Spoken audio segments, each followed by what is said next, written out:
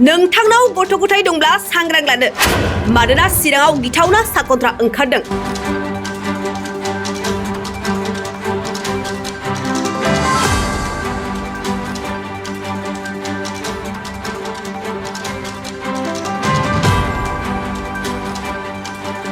नंगौ चिरां आमगुरि थानानि सिङाव सासे 3 बोसोरनि गथ'साखौ उसुं जावनानै हानहरना बिमाजों नारा-नाथा सेलायदों साकन्ट्राया।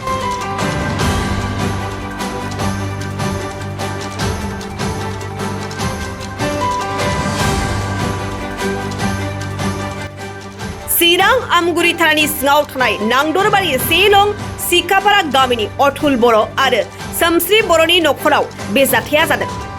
सिखावजों फिसाज्लाखौ सेलायना लाखिनाय बिमाया सोमस्रि बर'आ फोरमायनाय बादिब्ला मैया बिस्थिबारनि मोनानि 7 रिंगासो समावनो गंसे नखराव मोब्लिब गैयै सुबिदाखौ लानानै सिखावा उसुं जावना न' सिङाव गेलेबाय थानाय बिद्दान बर' मुंनि गथ'खौ आथिङाव हमना हानहरदोंमोन आरो बे समावनो बिमाया आखायाव हमथाना सिखावजों नारा-नाथा सेलायनाय जादों होनना फोरमायदों आरो गथ'साया बिखासिम बाहेरायाव सिखावनि आखायाव थांबायमोन होननाबो फोरमायो। नाथाय दाबायदि समाव साकन्ट्रा ओंखारदों होननाया बेसेबां गनायजाथाव बेखौ संदानब्लासो मिथिसिगोन। बे समाव बिमा सोमस्रि बर'आ मा फोरमायदों मिन्थिना लानि फै। आं बिसिना होबाय थादोंमोनलाय बिसिना बनायावनो आं बिसिना फुस्लिमबाय थानायावनो गथ'आ आलना जिङाव गेलेदोंमोन आरो ओमफ्राय आलना जिङाव गेलेनायाव आथिंखौ थुब हमनानै बहरनायखौ आं ओमफ्राय आखाइखौल' नुहुरबाय आरो ओमफ्राय आखाइखौ नुहुरनानै ओमफ्राय गथ'नि आखाइया थालांबायना ओमफ्राय बेयावनो गथ'नि आखाइ हमनानै बहरनाय जादों आरो। बे आखाइनि हमहरनाय बे माबायदि नुनाय? आखाइया गोसोम गानजोबनायमोन आरो। मानसिनि मोखांखौ नुदोंमोन? ओहो मानसि मोखांखौ नुवासै आखाइखौल' नुदों। मानसिया माबाफोर रायलायबाय दंमोन? मानसिया जेबो रायलायाखै एसेसो। उसुं दे जावदों बे उसुं जावनायखौ एसेबो थाल मोनाखै? ओहो जेबो थाल मोनाखै। ओरैनो बेसे गोबावसोनिफ्राय बे सिखावा बे राहाखौ लाबाय थादों होननानै? नुवासै बेसे गोबाव लादों। साखाथि फाखाथियावथ' न'खरफोर दङमोन न'खरालाय ओमफ्राय कारेन्ट थांना होदोंना ओमफ्राय बेयावनो जादों खोमा। माबाफोर अस्त्र लादोंमोन नामा सिखावा? अस्त्रखौथ' नुवासै। ओरैनोथ' उसुंखौ माजों जावदों बायदि सन्देह? खदालजों हनाय बायदिमोन। खदाला दा न'खरनि ना गावनो लाना फैनाय? गावनो लाना फैदों खोमा खदालानो गैया जोंना सिङावसो दंखायो। साखाथि फाखाथि हाग्रा बारिफोर हाग्रा बारि दङ।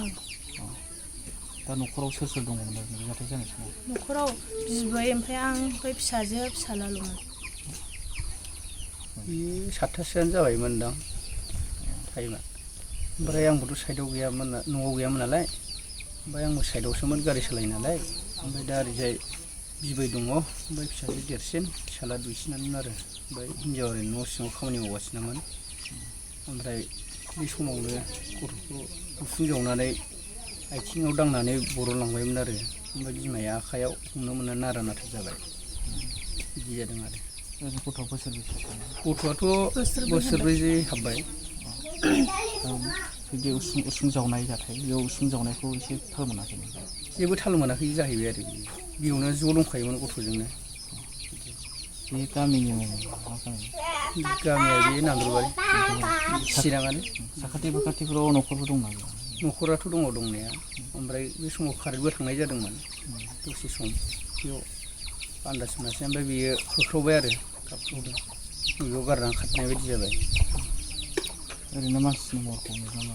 मानसिनि महरखौ नुवाखै आखाइयावल' दंमोन जाहैबाय आंबोथ' नुवाखै नैबेसो नुदों आंना हिन्जावा हेन्ड ग्लभ्स गाननाय बायदिमोन आरो बुस्थुआ गोसोममोन।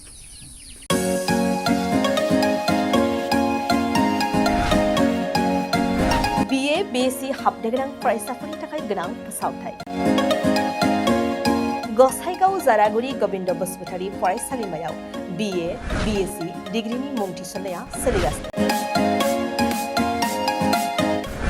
गिबिसिन मुं थिसनहैनाय सा 150सिम फरायसाफोरा बेसेन नाङाजासे मुं थिसननो हागोन।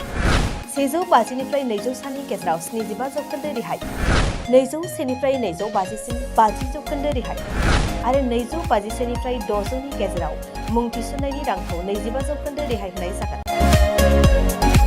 जारागुरि गबिन्द बसुमतारी फरायसालिमाया बड'लेण्ड मुलुगसोलोंसालिजों गनायथि होजानाय गुन गोनां फोरोंगिरिफोरजों लोगोसे फरायसाफोरनि गाहाम सुबिदा गोनां फरायसालिमा। बड', इंराजि, एसामिस, political science, history, economics, education, philosophy, sociology, geography आरो मेथ्स आयदाफोरखौ लानानै फरायसाफ्रा बे फरायसालिमायाव फरायनो हागोन।